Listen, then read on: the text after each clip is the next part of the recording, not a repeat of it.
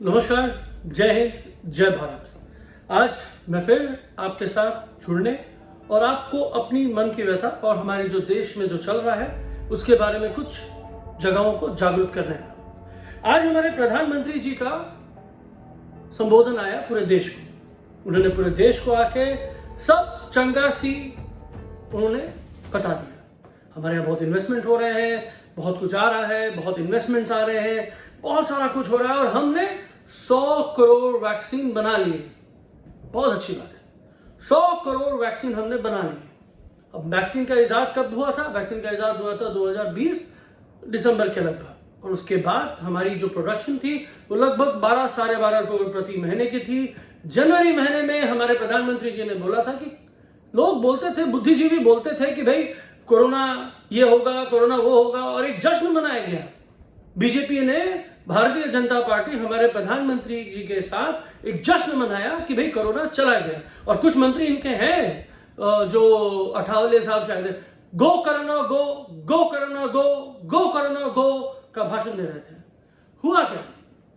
ये उन्होंने कर दिया, लेकिन जो हमारी वैक्सीन की जो लेवल थी वो वैसी नहीं थी। बहुत सारे वैक्सीन विदेशों में भेजे गए, बहुत सारे वैक्सीन पब्लिक को मिल नहीं रही थी। और एक समय आया 2021 अप्रैल, जब हमारे प्रधानमंत्री और उनकी पूरी कैबिनेट सिर्फ बंगाल इलेक्शन में जुड़ी हुई थी। ये भूलना नहीं है मेरे दोस्तों।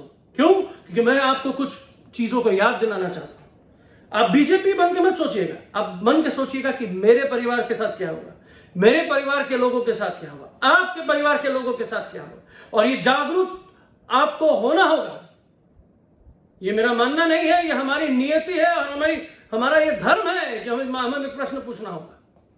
क्या हुआ था? क्या हुआ था ये जानना होगा।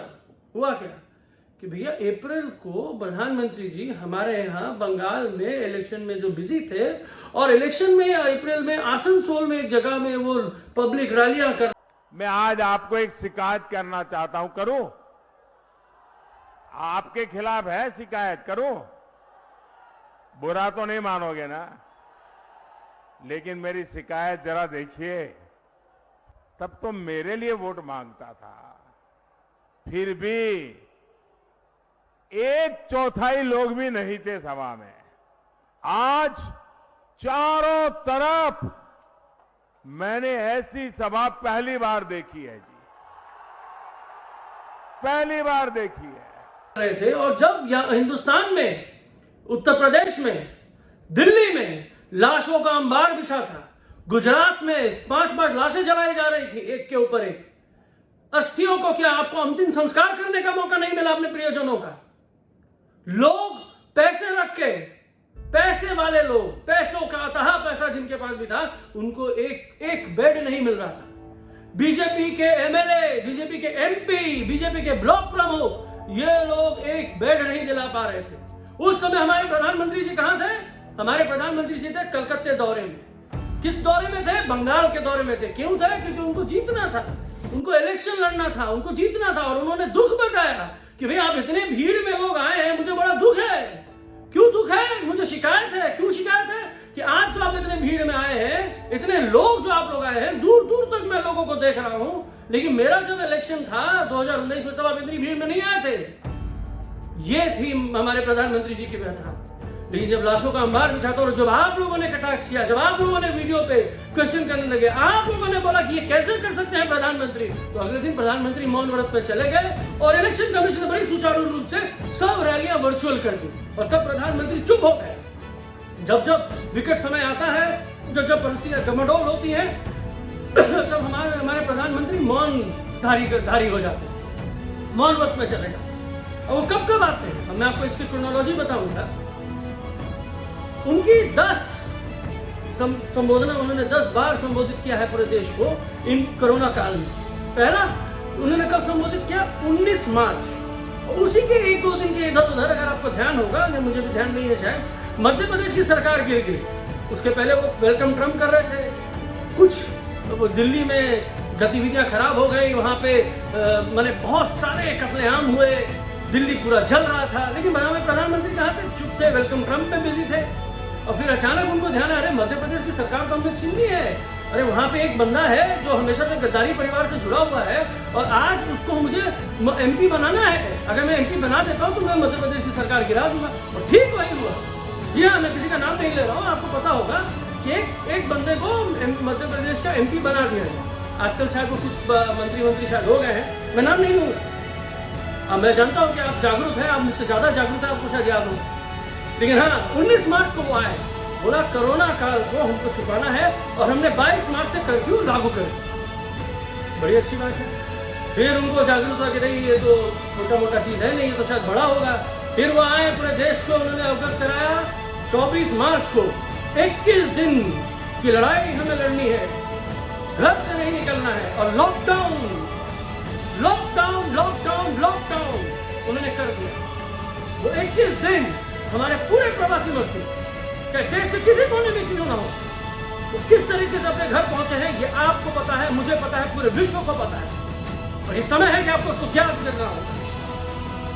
फिर आया 14 अप्रैल, सॉरी फिर वो 3 अप्रैल को आए और 3 अप्रैल को उन्होंने क्या बोला कि 9 अप्रैल को 9 बजे 9 मिनट के लिए घंटी बजाओ, टॉर्च दिखाओ, घंटी बजाओ, टॉर्च दिखाओ। क्यों? क्योंकि भैया शायद 1 अप्रैल को बीजेपी की वो थी ना, क्या बोलते हैं उसको, बीजेपी शायद बनी थी, शायद इसका सेलिब्रेशन वो ईद में कर ले रहे थे, ये 10 तारीख को बनी थी। अब मैं इसके बारे में बात नहीं करूंगा। फिर वो आया 14 अप्रैल को और बोला कि 3 मई तक लॉकडाउन एक्सटेंडेड हो गया। फिर आए 12 मई को और उन्होंने बहुत बड़ा पैकेज दिया, 20 लाख करोड़। अरे ये हमारे प्रधानमंत्री जी हैं और जो हमारे प्रचारक वाले गुरु जी हैं, इनके लिए लाख करोड़ 1-2 लाख करोड़ ऐसे ही होता है। 20 लाख करोड़ का पैकेज उन्होंने देश को दिया। अच्छा, 20 लाख करोड़ में खर्च कितने हुए देखा गया, पूरा अनुमान लगा के भाई ये तो सारा लोन का पैसा है। टेक्निकली 2.5 लाख करोड़ ही देश के पास पहुंचेंगे जो हमारे गवर्नमेंट से जा रही है। लेकिन हाँ, 20 लाख करोड़ का पैकेज मिला। अब क्या हुआ कि भैया फिर वो आए 30 जून को, बोले 5 केजी मुफ्त मुफ्त मुफ्त अनाज हमारे देश में बटेगा। 5 केजी मुफ्त मुफ्त मुफ्त अनाज हमारे देश में बटेगा। मैं आपको इसलिए बोल रहा हूँ कि मुफ्त मुफ्त वर्ड यूज करिए, हमें मुफ्त की खानी आती है। अरे सरकार में रहने वाले लोग मुफ्त की नहीं खा रहे हैं, बहुत मेहनत कर रहे हैं।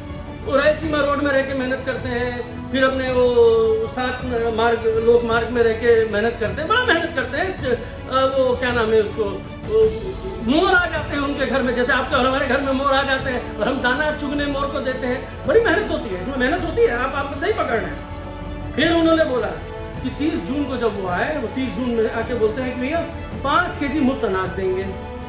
फिर 20 अक्टूबर में आए और बोला वैक्सीन नहीं तो ढिलाई नहीं, वैक्सीन लीजिए, ढिलाई मत करिए। बहुत अच्छी बात है कि वैक्सीन हमको तुरंत मिलने वाला है, हम लोगों ने बहुत आस्था दिखाई।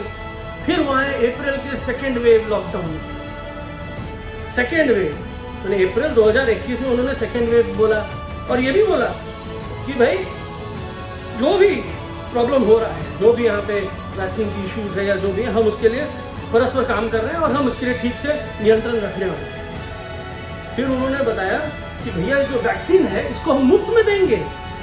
जून 7 को वो आए और बोला हम वैक्सीन फ्री में देंगे। क्यों बोला?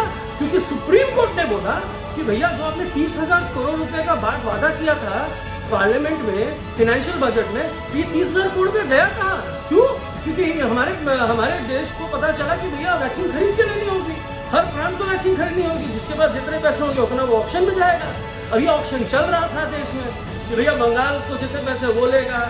और फिर हुआ क्या, पता चला जो 150 रुपए में सरकार को वैक्सीन मिलती है वो प्रांतों को 600 रुपए में खरीदने होंगे और प्रांत को मुफ्त में देना होगा। इनको तो सर्टिफिकेट की जरूरत थी।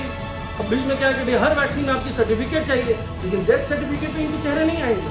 होता है, मुझे समझ में आता है कि उनके चेहरे शायद अच्छे ना लगे हो डेथ सर्टिफिकेट में, लेकिन ऐसा नहीं है, ऐसा हो रहा है। फिर आया कि भैया हमने वैक्सीन देने के लिए मुफ्त में देंगे, क्योंकि जब मुफ्त ना हुआ तो वैक्सीन के लिए आ गए। लेकिन जब देश में लाशों का अंबार बिछा था, जब गंगा मार हो रही थी, तो हमारे प्रधानमंत्री जी विदेशों का नहीं बंगाल का दौरा कर रहे थे, क्योंकि बंगाल में बहुत जरूरी था, उनको सरकार बनानी थी।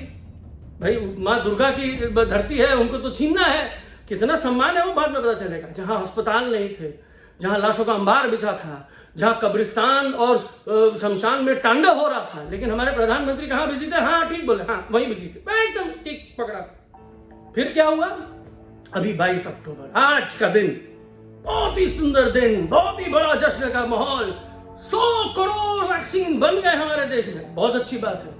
मैं धन्य हूं कि मैं उस देश में जन्मा हूं कि हमारे पास वो काबिलियत है कि हम वैक्सीन बना सकते हैं, हमारे पास वो काबिलियत है कि हम अपने पैरों पे आत्मनिर्भर हो सकते हैं। तो क्या हमें ऐसे प्रधानमंत्री की जरूरत है? तो क्या ऐसे नेता की जरूरत है जो तब आए जब विपदा के बाद में हम लोग दिखे कि वो जश्न मनाने आ रहे हैं? आज वो 100 करोड़ की बात कर रहे हैं और अगर 12 करोड़ का हमारा टारगेट हर महीने का है तो 10 महीने में 120 करोड़ वैक्सीन होने चाहिए। अगर 12.5 करोड़ का है तो 125 करोड़ होने चाहिए। तो दिसंबर से लेकर अक्टूबर तक 125 करोड़, मतलब इसमें भी हमारी डेफिसिट है। लेकिन हमने कितने लोगों को 2 बार वैक्सीन दिया है? 30% लोग, मतलब 30% लोग डबल वैक्सीन हो चुका है। लेकिन जो 70% है उसमें किसी को 1 मिला है और किसी को नहीं भी मिला है। तो मैं आपसे ये पूछना चाहता हूँ, मैं सच में ये पूछना चाहता हूँ कि आज ये जश्न का जो माहौल चल रहा है, जो बीजेपी प्रचार कर रही है, जो इनका प्रचार तंत्र है, आप क्या उसके लिए रेडी हैं? आप खुश हैं? आप गर्वित हैं? हर परिवार का किसी ने खोया है। इनकी क्षमता थी लेकिन उन्होंने ऑक्सीजन के लिए चिंतन नहीं रखा। इनकी क्षमता थी लेकिन अस्पताल के लिए उन्होंने चेष्टा नहीं करी। क्यों नहीं करी? क्योंकि इनको तो जश्न मनाना था कि कोरोना तो चला गया है, देश भूलेगा नहीं, कोई नहीं भूलेगा। आपने जो जश्न मनाने की प्रण लिया है, ये जश्न नहीं मना रहे हैं आप मजाक उड़ा रहे हैं, अट्ठास कर रहे हैं हमारे ऊपर। ये वैक्सीन की बात नहीं है। ये जिस तरीके से प्रवासी मजदूर को पूरे देश में छोड़ दिया गया और हर कोने कोने में पूरे देश में ये कोरोना फैला, उसके लिए आपने बिना किसी सोचे समझे, बिना किसी चिंतन के लॉकडाउन का आपने ताली बजवाई, आपने लाइट बंद करवाई, आपने थाली बजवाया। उसके लिए आपको चिंतन करना होगा। और कब तक हमारा देश मौन रहेगा भाई? हमारे प्रधानमंत्री तो विकट समय में मौन व्रत धारण कर लेते हैं। कि आपको भी मौन हो गया है? आप भी मौन व्रत धारण करना चाहते हैं? और अगर मौन व्रत धारण करना चाहते हो मेरे वीडियो को डिलीट करिए। और अगर आप मौन व्रत धारण नहीं करना चाहते और अगर आप बोलना चाहते हैं तो आवाज उठाइए और बोलिए। अब समय है बोलने का। मैं आऊंगा आपके साथ कुछ फाइनेंशियल पैकेजेस की जो बात ये करते हैं उनके बारे में भी बताइए। वो अगली बात, ये बहुत ज्यादा लंबा हो जाएगा और हमको ज्यादा बात करने की आदत नहीं है। आप जानते हैं कि भाई हम भी तो शोले फिल्म देख कई बार बड़े हुए हैं। इसलिए मुझे आपसे चिंतन करनी है कि भाई जब बसंती बोल सकती है, वो अपनी बात कर सकती है, आप कहां हैं महाराज? जनता कहां है? किसके विचार में झूमी हुई है? कौन सा नशा चढ़ा है हमारे ऊपर? मैं 2014 का देशभक्त नहीं हूं, मैं जन्म से देशभक्त हूं। मैं 2014 के बाद हिंदू पैदा नहीं हुआ था, मैं जन्म से सेक्युलर हूं। मेरे परिवार ने मुझे धर्म के लिए सम्मान देने के लिए, हर धर्म को सम्मान देने के लिए शिक्षा मुझे दी है। इसलिए मैं आज हिंदुस्तानी हूं, भारतीय हूं और मुझे गर्व है। मुझे हिंदू होने से ज्यादा मुझे भारतीय होने पर गर्व है। और मुझे उम्मीद है कि हमारे 100% लोग जो हैं उनको भारतीय होने पर ज्यादा गर्व होगा। भारत एक सोच नहीं है, भारत अनंत अनंत लोगों की सोच है।